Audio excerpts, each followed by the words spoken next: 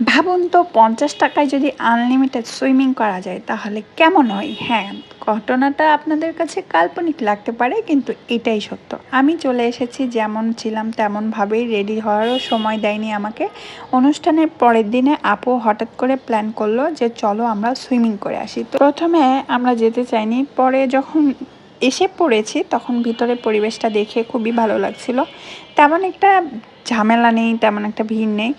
তবে এখানে সুইমিংটা বেশ ছোট। ৫০ টাকা এর থেকে বেশি কি আশা করা যায়? তবে আনলিমিটেড যে সুইমিং করতে পারবেন এইটা আপনার জন্য একটা প্লাস পয়েন্ট। তারপরে আমরা সবাই মিলে চলে আসলাম। সবাই মিলে যেহেতু এসেছি মজাটা আজকে অনেক বেশি হবে। আমরা চলে যাচ্ছি সব লকারে জিনিসপত্র রেখে। লকার ভাড়া ১০ টাকা নিয়েছে। আর আমরা হচ্ছে সবাই মিলে এত মজা করেছি, সবাই ১ মিনিটের জন্য ছোট বাচ্চা হয়ে গেছিলাম। সবথেকে দুঃখের বিষয় হচ্ছে আমি সাঁতার জানি না। তো আমি সাঁতার যেহেতু জানি না সেহেতু যেখানে বেশি গভীর সেখানে আমি যাইনি। আমি চেষ্টা করেছি ছোট বাচ্চারা যেখানে খেলাধুলা করছিল সেখানেই থাকার জন্য। তো এখানে অনেক বেশি মজা হয়েছে।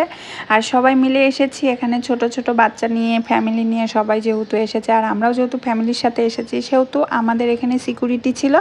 আমি যদিও এই সুইমিং টুইমিং এত পছন্দ করি না। এই যে ভাই আমার সাথে দুষ্টুমি করতেছে দেখেন। সুইমিং পছন্দ এই জন্য করি না যে ওখানে অনেক বেশি লোক থাকে আর যেহেতু তেমন একটা ভিড় ছিল না আর যেহেতু লোক সংখ্যা কম ছিল তো মোটামুটি এটা আমার খুব বেশ ভালোই লেগেছে, তাও ৫০ টাকাতে গাইস। তো এই যে দেখতে পাচ্ছেন সবাই জাম্প করার জন্য উঠে গেল। আমি অবশ্য ২ বার উঠেছিলাম কিন্তু সাহস পাইনি। এখান থেকে দেখতে মনে হচ্ছে দূরত্বটা কম কিন্তু যখন উপরে উঠা যায় ও আল্লাহ এত গভীর, আর এখানে ভিতরে অনেক গভীর ছিল। তাই আমি যেহেতু সাঁতার জানি না তাই রিস্ক নিইনি, কিন্তু ২-৩ বার ঠিকই উঠেছিলাম। লাভ দেইনি তো কি হয়েছে, সুইমিং তো করতে পেরেছি তাই না? তো সবাই মিলে এত বেশি মজা করার পরে আমরা ফ্রেশ ট্রেশ হয়ে চলে যাবো একটু পার্কটা ঘুরে দেখার জন্য। পার্কটা ঘুরে দেখতে দেখতে আমরা হচ্ছে চলে গেলাম এই যে দেখেন চিপায়। চিপাতে এগুলো হয় ডন্টরি গ্রাম। তো আমরা এই যে সবাই মিলে একটু আড্ডা দিচ্ছিলাম, আড্ডা টাড্ডা দেওয়ার পরে এখন হচ্ছে বাসায় যাওয়ার পালা। তো এই যে দেখেন সবাই সুইমিং করে কি অবস্থা, সবাই অনেক বেশি টায়ার্ড। আজকের মতো টাটা।